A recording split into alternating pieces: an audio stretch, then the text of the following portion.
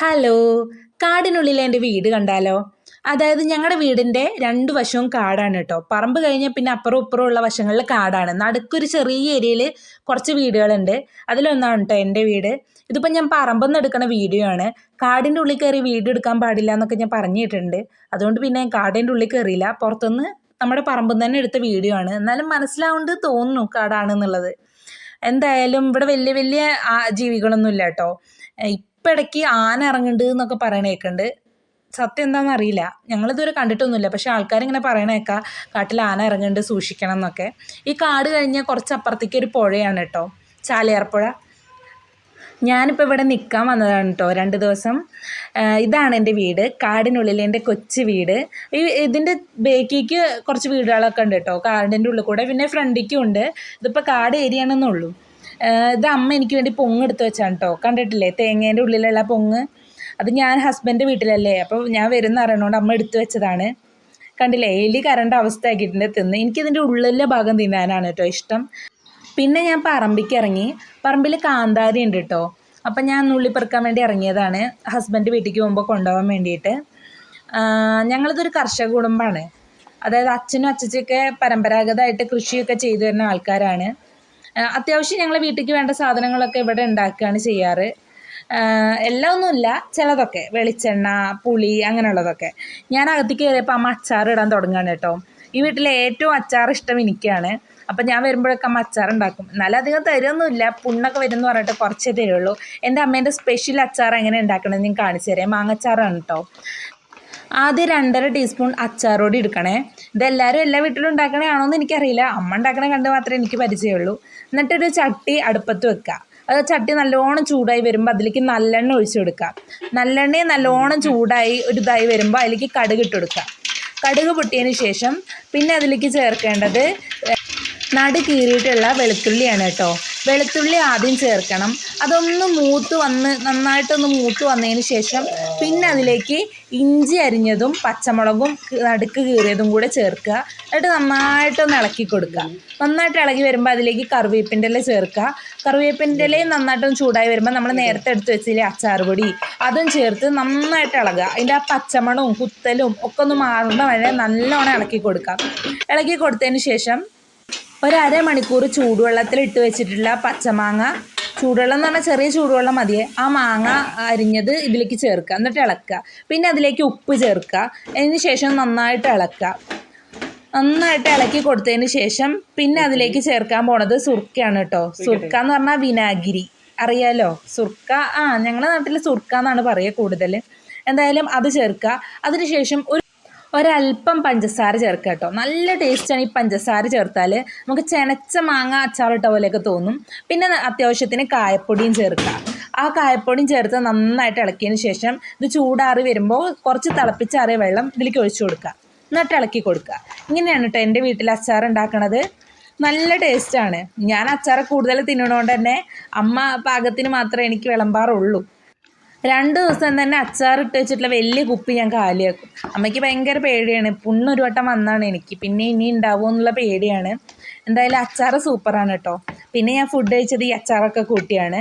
കുറച്ച് കഴിഞ്ഞപ്പോൾ ഞാൻ പിന്നെയും കാട്ടിലേക്ക് ഇറങ്ങി. ഇത് ജണ്ടയാണ് കേട്ടോ. ജണ്ട എന്ന് പറഞ്ഞാൽ ഈ കാടിന് അതിര് വെക്കുമല്ലോ, അങ്ങനെയുള്ളതാണ് ഈ ജണ്ട എന്ന് പറയണത്. ഇത് ഞങ്ങളുടെ പറമ്പിൻ്റെ തൊട്ടുപ്പുറത്തുള്ളതാണ് കേട്ടോ. അവിടെ ചെറിയൊരു റോഡുണ്ട്, നാട്ടുവഴി എന്നൊക്കെ പറയില്ല നമ്മളെ, കാട്ടിക്കൂടെയുള്ള വഴിയാണ്. അതിൽ കുറേ വീടുകൾ മുന്നിലേക്ക് ഈ വഴി കൂടി കേട്ടോ പോവുക. നല്ല അടിപൊളി സ്ഥലമാണ്, നല്ല ക്ലൈമറ്റാണ്. ഇപ്പം ഭയങ്കര തണുപ്പാണ്, വൃശ്ചിക മാസമല്ലേ, തണുപ്പും കാറ്റും ഒക്കെയാണ്. ഞാനൊരു വൈകുന്നേരമായിട്ടില്ല, അതിന് മുന്നെയാണ് വീഡിയോ എടുത്തത്. എന്തായാലും നല്ല അടിപൊളി സ്ഥലമാണ്. ഇത് ഞങ്ങളുടെ റബ്ബറും തോട്ടമാണ് കേട്ടോ. വീഡിയോ എടുക്കാനൊന്നും ശരിക്കും അറിയില്ല, അപ്പം അഡ്ജസ്റ്റ് ചെയ്തെടുത്ത് വെച്ചേക്കാണ്. പിന്നെ ഇപ്പുറത്ത് കാടും. ഇത് താളിമരുത് എന്ന് പറയും കേട്ടോ. താളിമരുത് വലുതാണ്. ഇത് അതിൻ്റെ ചെറിയ തൈയാണ് കേട്ടോ. ഞങ്ങളൊക്കെ പണ്ട് തൊട്ടേ നമ്മൾ തലയിൽ തേക്കണ താളിയില്ലേ, അതിന് വേണ്ടി താളിമരുതിൻ്റെ ഇലയാണ് ഉപയോഗിക്കുക. ഇത് സാധാരണ ചെമ്പരത്തി താളിയൊക്കെ ഉണ്ടാക്കുന്ന പോലെ തന്നെ പച്ചവെള്ളം കൂട്ടി കല്ലിൽ ഉരയ്ക്കുക. ഞങ്ങൾ അലക്കുകല്ലിലാണ് ഉരയ്ക്കൽ. ഇത് വീട്ടിലുള്ള കുരുമുളകാണ് കേട്ടോ. നമ്മളെ വീട്ടാവശ്യത്തിനുള്ള കുരുമുളകും കാര്യങ്ങളൊക്കെ ഇതൊന്നും തന്നെയാണ് കിട്ടാറ്. അത്യാവശ്യത്തിനുള്ളത് നമുക്ക് വീട്ടിലേക്ക് ആവശ്യത്തിനുള്ളതൊക്കെ കിട്ടും, കുഴപ്പമില്ല. പിന്നെ ഇനി കാണാൻ പോണത് ഇതാണ് ചെറുതേൻ്റെ കൂട്. ചെറുതേൻ്റെ കൂട് പറഞ്ഞാൽ മുളയിലും അതേമാതിരി ഇങ്ങനെ ചട്ടിയിലൊക്കെ ചെറുതേനെ വളർത്തുന്നുണ്ട്. ചിലതിലൊക്കെ പോയിട്ടോ. ഇനി അവൻ വന്നിട്ട് വേണം ഇത് പൊളിച്ച് നോക്കാനൊക്കെ. ഞങ്ങൾക്ക് നല്ലോണം തേൻ കിട്ടാറുണ്ട്. എന്നിട്ട് വീട്ടിലെ ആവശ്യങ്ങൾക്ക് എടുത്തിട്ട് ബാക്കി കുറച്ചൊക്കെ വിൽക്കാറാണ്. ഇത് മാത്രമല്ല, മറ്റേ സാധാരണ തേനീച്ചല്ലേ അതിൻ്റെ കൂടുമുണ്ട്. ഇത് തേങ്ങ ഇട്ടതാണ് കേട്ടോ. നമ്മൾ അരയ്ക്കാനും മറ്റാവശ്യങ്ങൾക്കുള്ള തേങ്ങ എടുത്ത് വെച്ചേക്കാണ്. ബാക്കിയുള്ളത് പൊട്ടിച്ചിട്ട് വെളിച്ചെണ്ണ ആട്ടാൻ വേണ്ടിയിട്ട് വെയിലത്തിട്ടേക്കാണ്. അതിൻ്റെ പൊങ്ങാണ് നേരത്തെ ഞാൻ തിന്നത്. കൊപ്ര ഉണക്കാനിട്ടേക്കണവും അടുത്തുള്ളൊരു വീട്ടിൽ തന്നെയാണ് കേട്ടോ. നല്ല വെയിൽ കിട്ടുന്ന സ്ഥലം നോക്കി ഇട്ടതാണ്. കിളികളും കോഴിയൊക്കെ കൊത്തി തിന്നും. ഇതാണ് കേട്ടോ കൊപ്ര ഉണക്കാനിട്ടേക്കണത്. അത്യാവശ്യം നമ്മൾ വീട്ടിലേക്കുള്ള ആവശ്യങ്ങൾക്കൊക്കെ വെളിച്ചെണ്ണ കിട്ടും. വെളിച്ചെണ്ണ വിൽക്കാറില്ല അങ്ങനെ, നമ്മൾ ആവശ്യത്തിനുള്ളതേ ഉണ്ടാവാറുള്ളൂ. ഇത് ഞങ്ങളുടെ വീടിൻ്റെ ബേക്കിൽ കുറച്ച് സൈഡിൽ റബ്ബറാണല്ലോ, അതിന് കിട്ടുന്ന ഷീറ്റാണ്, ഉണക്കാനിട്ടേക്കാണ്. ഇതാണ് കേട്ടോ ഞങ്ങളുടെ വീടിൻ്റെ ഫ്രണ്ട് ഭാഗം വരുന്നത്. ചെറിയ സാധാ റോഡ്, പിന്നെ കുറച്ച് ഇപ്പുറത്തേക്ക് കോൺക്രീറ്റ് ഇട്ട റോഡുണ്ട് താഴത്തേക്ക്. ഇത് സാധാ റോഡാണ്. ഞങ്ങൾക്ക് കുറച്ച് കൃഷിയൊക്കെ ഉണ്ടെന്ന് പറഞ്ഞല്ലോ. ഇത് വീടിൻ്റെ അടുത്ത് ചേമ്പ് നട്ടേക്കാണ് അച്ഛൻ. ശരിക്കും വീടിൻ്റെ പറമ്പിൽ കുറച്ച് കൃഷിയുള്ളൂ. പ്രധാനമായിട്ട് കൃഷിയൊക്കെ ഞങ്ങൾ പാട്ടത്തിനെടുത്തിട്ടുണ്ട്. ഈ കാട് കഴിഞ്ഞിട്ട് ഇടയ്ക്ക് കൂടെ ഒരു വഴിയുണ്ട്, അതിൽ പോകുമ്പോൾ കാണുന്നൊരു പറമ്പിൽ അവിടെയാണ് കേട്ടോ കൃഷിയൊക്കെ ഉള്ളത്. ഇത് തേനീച്ച കൃഷിയാണ് കേട്ടോ. വേറെ ആൾക്കാരാണ് തേനീച്ചേൻ്റെ കൂടുണ്ടെന്ന് വെക്കണത്.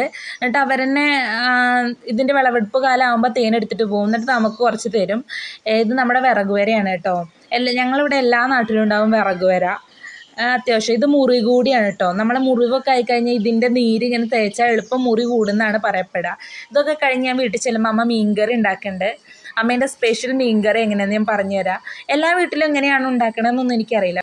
അമ്മ ഉണ്ടാക്കണത് എങ്ങനെയാണെന്ന് അറിയാം, അതുകൊണ്ട് വീഡിയോ എടുത്തേക്കാണ്. ഇത് ചൂതമീനാണ് കേട്ടോ. നല്ലോണം കഷ്ണങ്ങളാക്കി കഴുകി വൃത്തിയാക്കുക. എന്നിട്ട് ഒരു ചട്ടി വയ്ക്കുക. അതിലേക്ക് വെളിച്ചെണ്ണ ഒഴിച്ചു കൊടുക്കുക. ആ വെളിച്ചെണ്ണ ഒന്ന് നന്നായിട്ട് ചൂടാവുമ്പോൾ പിന്നെ അതിലേക്ക് ഇടേണ്ടത് നടു കീറിയിട്ടുള്ള വെളുത്തുള്ളിയും പച്ചമുളകുമാണ്. വെളുത്തുള്ളിയും പച്ചമുളകും ഒന്ന് വഴന്നു വരുമ്പോൾ, നന്നായിട്ടൊന്ന് വഴന്നു വരുമ്പോൾ പിന്നെയാണ് ഇഞ്ചി ചേർക്കേണ്ടത്. അല്ലെങ്കിൽ അടിയിൽ കരിഞ്ഞു പിടിക്കുന്നതാണ് അമ്മ പറയാറ്. ഞാൻ എളുപ്പത്തിന് വേണ്ടി ഇത് രണ്ടും ഒന്നിച്ചാണ് കേട്ടോ ചേർക്കാറ്. എന്തായാലും അമ്മേൻ്റെ രീതി ഇങ്ങനെയാണ്. വെളുത്തുള്ളി നന്നായിട്ട് വഴന്നു വന്നതിന് ശേഷം അതിലേക്ക് ഇഞ്ചി ചേർക്കും. ഇഞ്ചിയും വെളുത്തുള്ളിയും നന്നായിട്ട് ഇളക്കി കൊടുക്കുക. ഇളക്കി കൊടുത്ത് അതും ഒന്ന് വഴന്നു വന്നതിന് ശേഷം പിന്നെ അതിലേക്ക് കരിവേപ്പിൻ്റെ ഇല ഇടും. കറിവേപ്പിൻ്റെ ഇലയെന്നും കരിവേപ്പിൻ്റെ ഇല എന്നൊക്കെ പറയട്ടോ അവിടെ. കരിവേപ്പിൻ്റെ ഇല എന്ന് പറയുന്നത് കൂടുതൽ സുഖം പറഞ്ഞ് ശീലിച്ചിട്ട്. എന്നിട്ട് അത് നമ്മൾ നേരത്തെ എടുത്ത് വെച്ച മീനിൻ്റെ മുകളിലേക്ക് ഒന്ന് തൂകി കൊടുക്കും. ആ വെളിച്ചെണ്ണ അടക്കം ഒഴിക്കും കേട്ടോ. നന്നായിട്ടൊന്ന് തൂവി കൊടുക്കും. എന്നിട്ട് ഒന്ന് തട്ടിപ്പൊത്തി വെക്കും.